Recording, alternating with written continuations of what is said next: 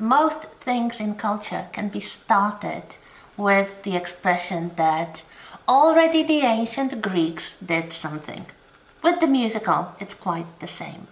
So already the ancient Greeks knew how to combine theater and music. So what we have is the shows which have the chorus commenting on the action, which have stock characters, so the characters that are recognizable at the first glance. And this is really how it starts with the theater, and not only with the musical theater. If we think about it, so poetry, music, dance.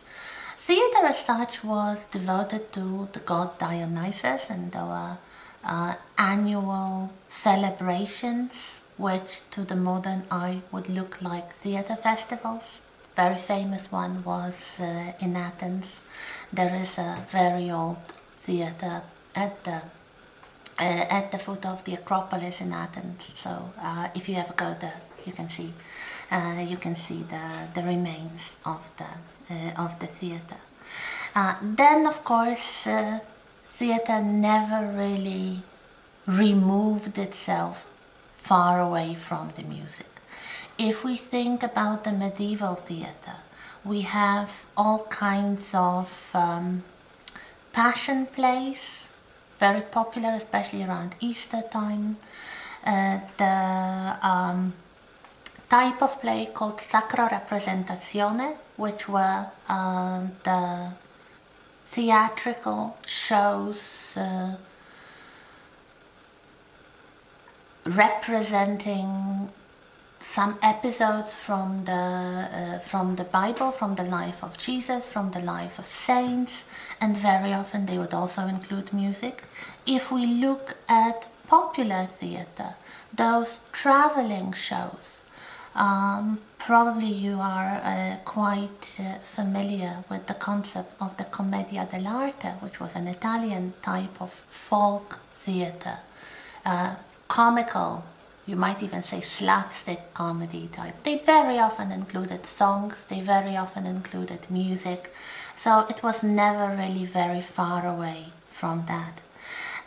If we look at Shakespeare's plays, if you think that to call a play a musical you need music and songs, then most, if not all, of Shakespeare's plays are musicals.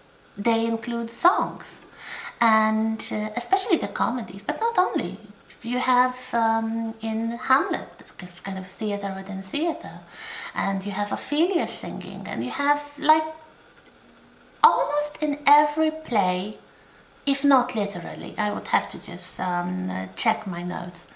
There are characters who sing, and there are songs that usually provide some sort of witty commentary on the main narrative, on the main plot line. So nothing strange that you have songs, that you have poetry in the theater. And in the 16th century in Italy, of course, opera develops. So we have composers and lyricists actually making entire plays only consisting of music and dancing and poetry. Of course, opera develops very beautifully, and it has never died. Some of you, like myself, might be opera fans as well. So absolutely, and you will see, hopefully, during this semester, even those of you who know nothing about the opera, you will see some inspiration and references taken by the musical theater towards the opera, either in the setting or in the form, or in the borrowing of the plot line. So of course, you probably heard about The Phantom of the Opera, which is a musical set in an opera house among operatic performers. But if you think, for example, about Rent or Miss Saigon, these are musicals whose plots were borrowed from classic opera, from La Bohème or Madame Butterfly by Puccini. So there are all kinds of, I would say, cross-fertilizations here. So it's quite interesting, and generally this is something that I would like you to notice. These old genres never die completely. Even ancient Greek and Roman plays are still sometimes staged, sometimes in the kind of modernizing setting, sometimes in a way trying to recreate the original stagings. The same about any kind of theater. It still exists. It's not the dominant kind, and probably right now much less popular commercially than the modern musical, but they still exist. So if you like opera, if you like operetta, if you like, of course, Shakespeare's plays, sometimes with the music, of course, they still exist. But at the same time, many of them have influenced the musical on its way of development. So, of course, classical opera would be very important, I would say, especially the 19th century opera, so the style of Verdi and Puccini. For example, the idea that some musicals, mostly from the 1980s onwards, are so-called sung through. We'll talk about those technical terms next week. It means they do not have spoken dialogue. This is a direct reference to the opera as a genre. What else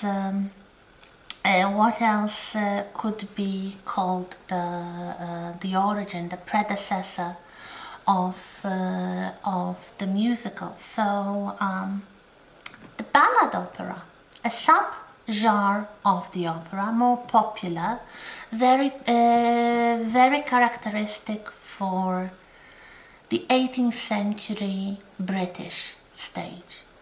The most famous example was called the Beggar's Opera. It was a comical genre with, of course, a lot of song and dance and witty tunes, but it was satirical, it was political, and it was immensely popular among the viewing public. Then we have, towards the end of the 19th century and the beginning of the 20th century, we have the golden age of the operetta. The operetta was another popular genre combining light music, very popular. It was very popular in Vienna, in the Austro-Hungarian Empire. So you might have the works of Johann Strauss or Franz Lehár, with lots of waltzes, with lots of nice flowing tunes, usually an escapist plot about love and the life of the upper classes. There were spoken dialogues. These were quite funny and light entertainment, as I say, quite popular at the turn of the century. Austria, also in France, the works of Jacques Offenbach, for example. And also in Britain, there was a special subgenre of the operetta, which is sometimes called the Savoy opera. The Savoy opera, because they were mostly first staged in the Savoy Theatre in London. And they are still sometimes produced. These were the works of a duet of composer and lyricist. I would say perhaps the first such creative duo, and we'll have many such duets in the history of the musical, but this time they were Gilbert and Sullivan. Gilbert and Sullivan. Gilbert was a lyricist, Sullivan was a composer, and together they produced several very successful shows in the style reminiscent of the operetta. So they had spoken dialogue, they were mostly witty and comical, they had light music and light themes.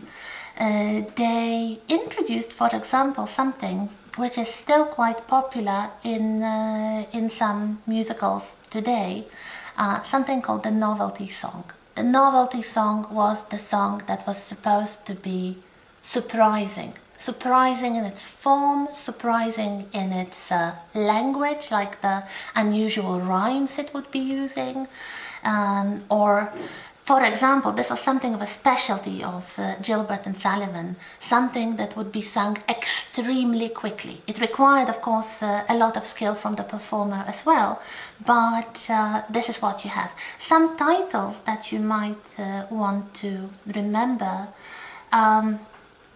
The Pirates of Penzance, this is probably one of the most, or Mikado, this was a kind of Japanese themed Savoy opera. HMS Pinafore, which happens on deck of a ship. What else? Princess Ida, which was an adaptation of a long poem by Lord Tennyson, ridiculing the idea of university education for women. So if you're interested in the history of women's rights and women's education, absolutely look up Princess Ida. You will probably not be entertained as well as the Victorian audience, but well, there you go. Also, if you would like to know more about the Savoy operas and Gilbert and Sullivan, there is a very good film, a feature film, a kind of biopic about them, which I can recommend. The title was Topsy-Turvy, like the world upside down in a funny way, because this is what their shows were mostly about. So if you'd like to know more about the Savoy Opera, watch Topsy-Turvy or look up any of those shows. They are still performed. They are very interesting to watch.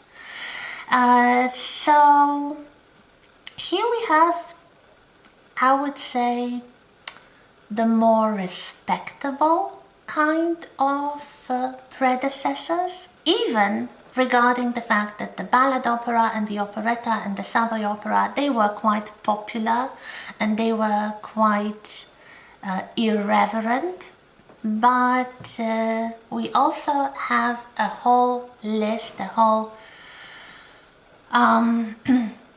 variety of other shows which were not exactly theatre performances, because all these shows here had a plot, they had a storyline, they had the characters, so they told some kind of story through song and dance and dialogues and all that. There are other types of predecessors for the modern musical that come from a completely different heritage, from a completely different background. That is, I would say, pub shows or dinner shows. Some songs and numbers performed for the clientele of pubs and other such places. And we continue in the next.